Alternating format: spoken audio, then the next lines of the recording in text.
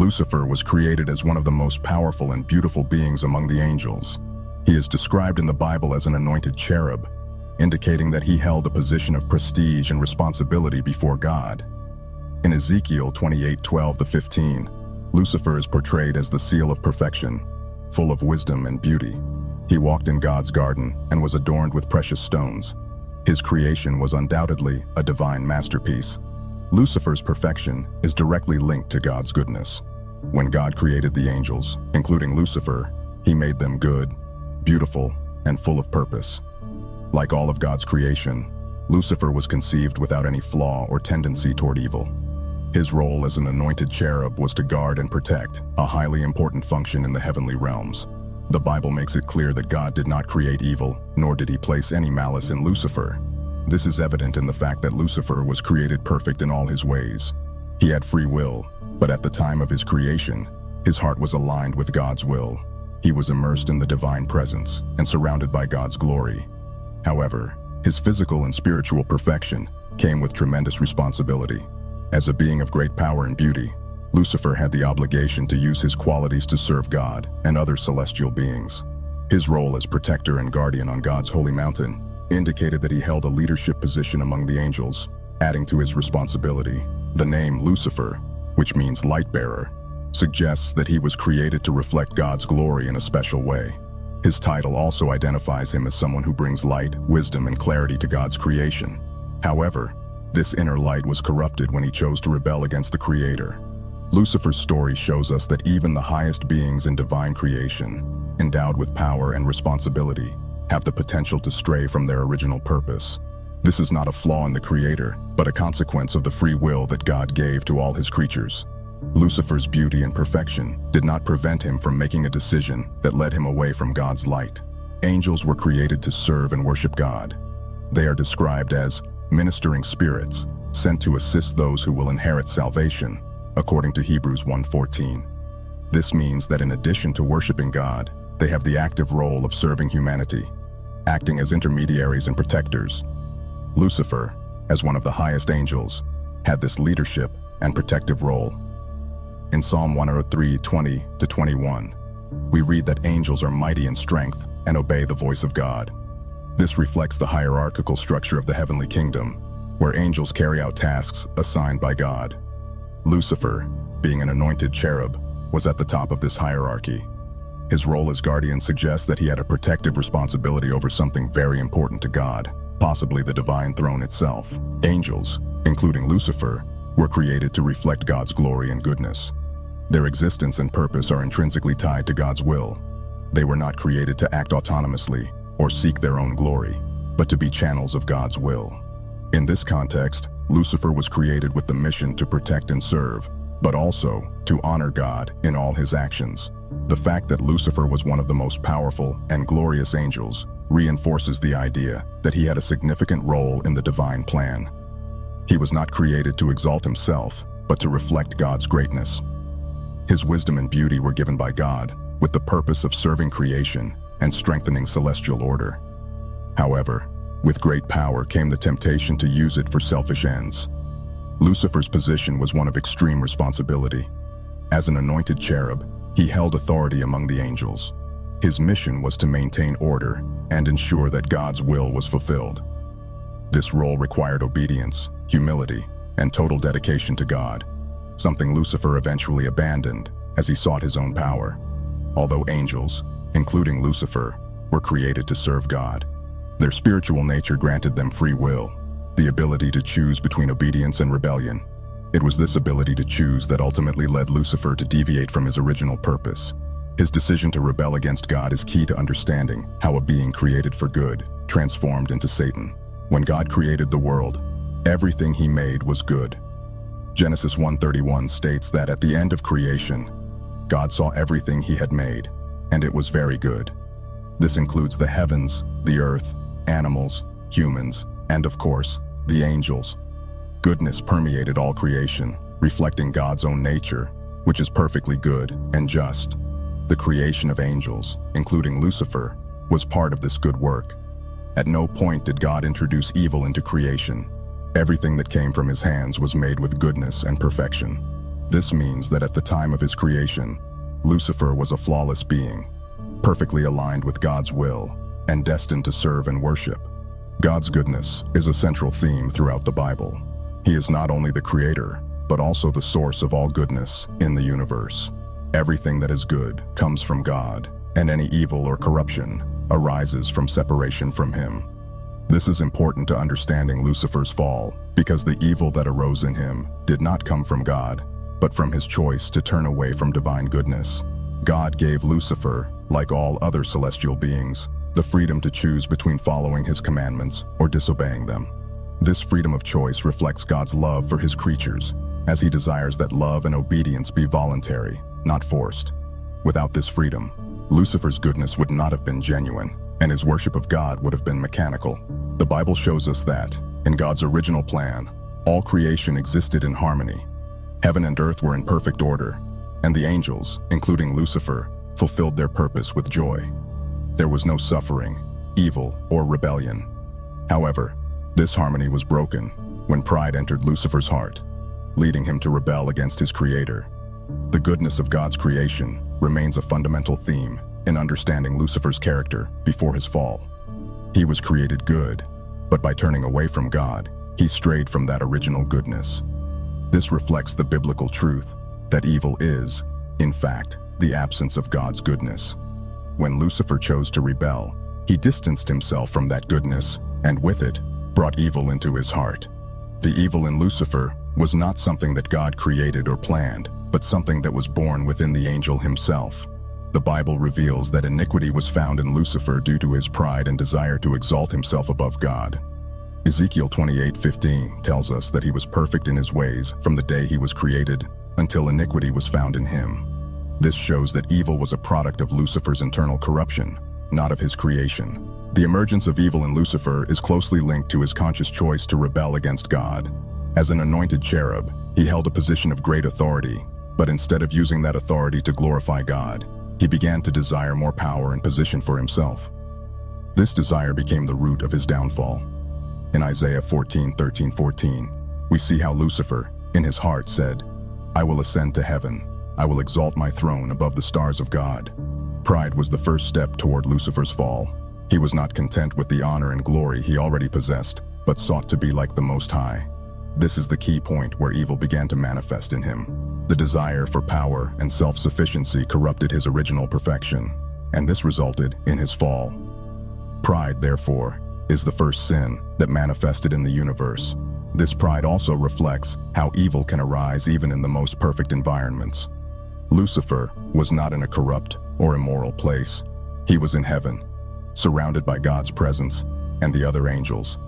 This shows that evil does not depend on the environment, but rather on the choices a creature makes.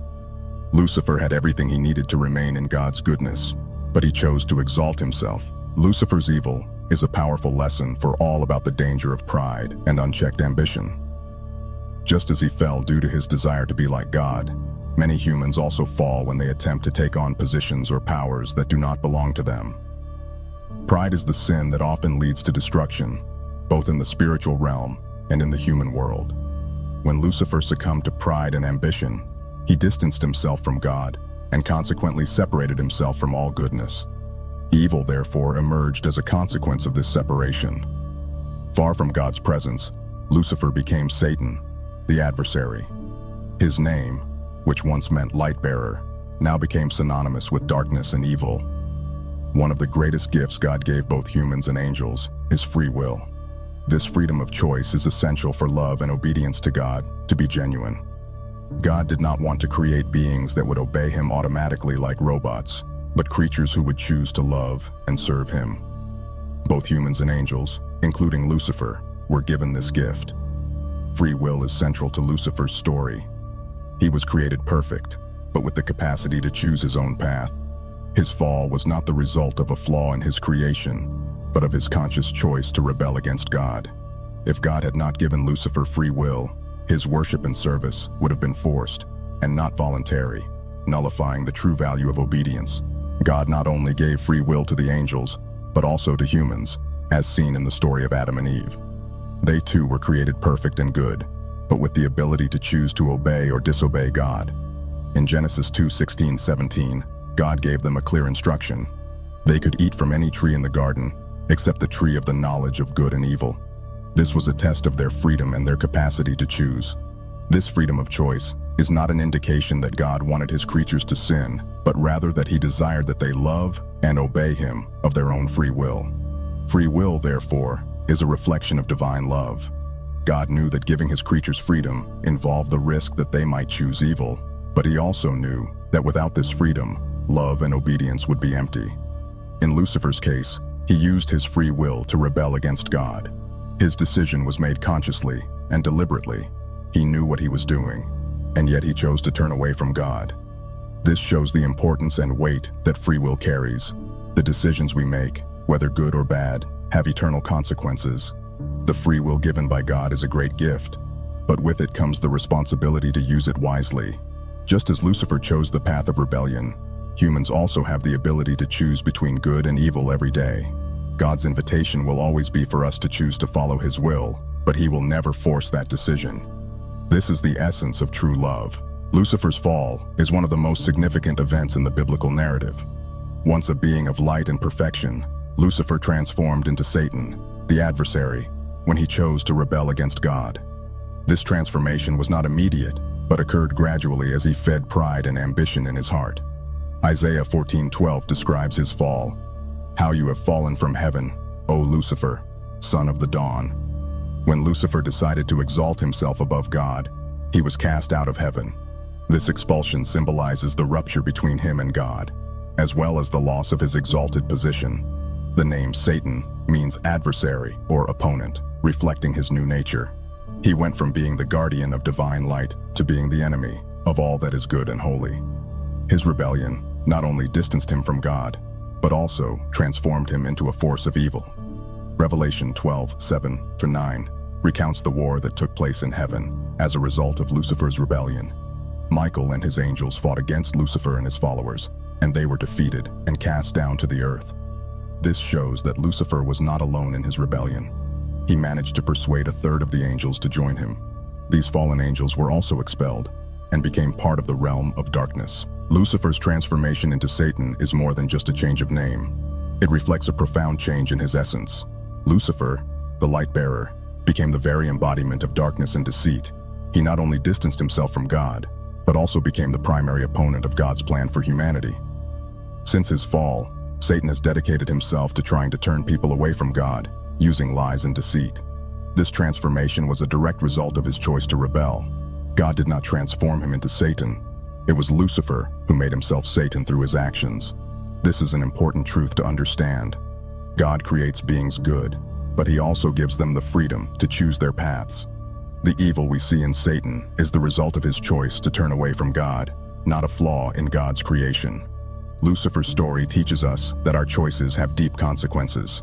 Just as Lucifer became Satan because of his choices, we too can become something far from what God intended for us if we do not follow his will. However, God constantly calls us to repentance and to return to his presence, unlike Satan, who made his final and irrevocable choice. The war in heaven, described in Revelation 12:7-9, is one of the most dramatic moments in the biblical narrative about Lucifer. After his rebellion, he and his followers faced Michael and the angels loyal to God. This cosmic event symbolizes the eternal struggle between good and evil, a battle that began with Lucifer's attempt to exalt himself above God's throne. This war was not just a physical battle, but a spiritual one, where Lucifer's pride and rebellion clashed with the faithfulness and justice of God's angels. Lucifer, now transformed into Satan, was determined to establish himself as the ruler of the universe, challenging God's sovereignty. Michael, as the commander of the heavenly armies, led the defense against this rebellion, resulting in Satan and his angels being cast out of heaven. Satan's expulsion was a direct consequence of his choice to challenge divine authority. He was thrown down from his exalted position and cast to the earth, where his influence would become devastating. This event is often seen as the breaking point between good and evil in the spiritual realm. Satan, unable to win in heaven, turns his energy toward corrupting God's creation, especially humanity. This passage also highlights Michael's role as the defender of God's people. While Satan is described as the accuser, constantly trying to entrap humans in sin, Michael is the protector, the one who fights to maintain God's order and justice. The victory of Michael and his angels reflects the power of faithfulness and obedience to God, which prevails over rebellion and pride. Satan's fall not only removed him from heaven, but also resulted in the creation of a new reality of spiritual warfare on earth. Satan, now aware of his defeat in heaven, dedicates himself to deceiving and destroying God's creation. He becomes the prince of this world, trying to lead people away from their divine purpose and drag them to the same fate of rebellion. This war in heaven continues to be a reflection of the battle we face every day on earth. Satan, despite his defeat, still fights to oppose God's plan, especially in the lives of those who follow Christ. But just as he was defeated in heaven, the promise is that he will be finally defeated on earth, as God's redemptive plan is fulfilled at the end of times. Lucifer's story reveals a deep truth about the responsibility of choices. When God created Lucifer, he made him good and perfect, but gave him the freedom to choose his own path. Lucifer, instead of continuing to serve God humbly, decided to exalt himself and seek power that was not his. This decision was entirely his own, showing that even celestial beings are subject to the consequences of their choices. The responsibility that comes with free will is a central theme in the Bible. In Deuteronomy 30:19, God says to his people, "Today I call heaven and earth as witnesses against you that I have set before you life and death, blessings and curses. Now choose life." God always gives us the option to choose good or evil, and our choices have a lasting impact on our destiny. Unfortunately, Lucifer chose the path of death and curse. Lucifer's choices teach us that while God is good and sovereign, he does not force us to obey his will. He gave us the ability to make decisions, but those decisions have consequences. Just as Lucifer was responsible for his fall, we are also responsible for our actions and the impact they have on our spiritual life and our relationship with God. Individual responsibility is also emphasized in the narrative of human sin, as in the case of Adam and Eve. They, like Lucifer, were created perfect and placed in an ideal environment, but their choices led them to fall. This story reinforces the principle that our decisions can draw us closer to or farther from God. And, just like Lucifer, Adam and Eve had to face the consequences of their choices. In everyday life, we face numerous decisions that can either draw us closer to God or move us away from Him. Lucifer's story reminds us that even when we are surrounded by God's goodness, we can still choose to distance ourselves from Him through pride, disobedience, or the desire for control. This responsibility is a solemn reminder of the importance of always seeking God's will in our lives. Thus, both in the heavenly and earthly realms, our choices shape our destiny. God does not abandon us in our bad decisions, but continually offers us the path of redemption. However, as Lucifer's story shows, rebellious decisions bring lasting consequences that can lead us away from God's light and presence forever. The concept of evil in the Bible is intrinsically linked to the absence of God. God is the source of all goodness, and where He is present, evil cannot prevail. This is exemplified in Lucifer's story, who, by turning away from God, brought darkness and evil upon himself. Evil, therefore, is not an active creation of God, but the consequence of choosing to turn away from Him. This relationship between evil and the absence of God is also evident in creation. Genesis 1:31 tells us that God saw all that He had created, and it was very good. Evil only entered the world when sin separated humanity from God. In the same way, evil began to manifest in Lucifer the moment he distanced himself from the divine presence and chose to follow his own path. Sin, which is the absence of God in our lives, leads us to a progressive separation from His goodness. When Lucifer rebelled, he broke his connection with the source of eternal goodness, and this rupture allowed evil to take hold of him. By distancing himself from God's light, Lucifer engulfed himself in darkness, and that darkness is what we call evil. This same dynamic applies to humanity. When we turn away from God, we begin to experience the consequences of living without His presence. The world we live in, with all its difficulties, pain, and injustice, reflects a creation that has distanced itself from the Creator. Evil arises not because God willed it, but because His creatures chose to live without Him. Therefore, evil is not an autonomous force, but the absence of God's presence. Where God is present, goodness, light, and justice prevail. When Lucifer chose to turn away from God, he brought upon himself and the world the darkness that defines his current existence is Satan. This same darkness continues to tempt human souls, leading them away from God's light. Lucifer's story and his transformation into Satan show us that evil is ultimately a choice. Evil was not created by God, but is the result of creatures who turned away from him. Just as darkness cannot exist where there is light, evil cannot prevail where God is present. This is why, in Christ, we are called to live in communion with God, where evil has no place. After his fall, Lucifer became Satan, the great adversary of God and humanity. From that moment on, his goal became to corrupt and destroy God's work, especially human beings who were created in the image and likeness of the Creator. Satan is depicted in the Bible as the deceiver and the accuser, constantly trying to lead people away from divine truth. The struggle between Satan and good began in Eden, when he, in the form of a serpent, tempted Adam and Eve. Through deceit, he led them to disobey God, introducing sin and death into the world. This battle did not end in Eden, but continues to this day. Satan still acts as the great opponent of God's plan of salvation, tempting and accusing humans to distance them from their Creator. In John 10:10, Jesus describes Satan as the one who comes only to steal, kill, and destroy. He actively works to destroy the faith, hope, and spiritual life of humans.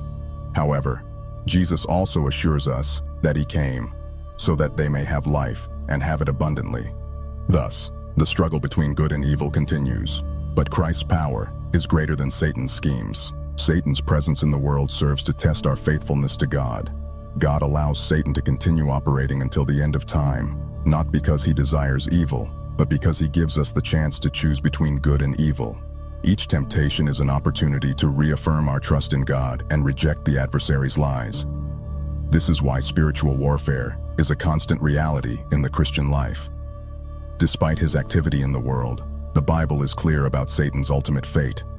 Revelation 20:10 states that he will be thrown into the lake of fire, where he will be tormented forever. This fate is the final consequence of his rebellion. Although he still has power to deceive and destroy, his defeat has already been guaranteed by Christ's redemptive work on the cross. Thus, the struggle against Satan is not a battle we face alone. Through faith in Christ, we have the assurance that good will prevail in the end. God's power far surpasses any influence Satan may have, and the final victory belongs to the Lord. While we await the fulfillment of this victory, we are called to stand firm in faith and resist the adversary's temptations. Lucifer's story warns us about the power of our choices and the spiritual consequences of turning away from God's will. Even the most perfect of angels fell, demonstrating that pride and ambition are constant dangers, even in the heavenly realms. However, just as God gave Lucifer the freedom to choose, he gives us the same opportunity every day. May we learn from this story and always seek God's light and presence in our lives.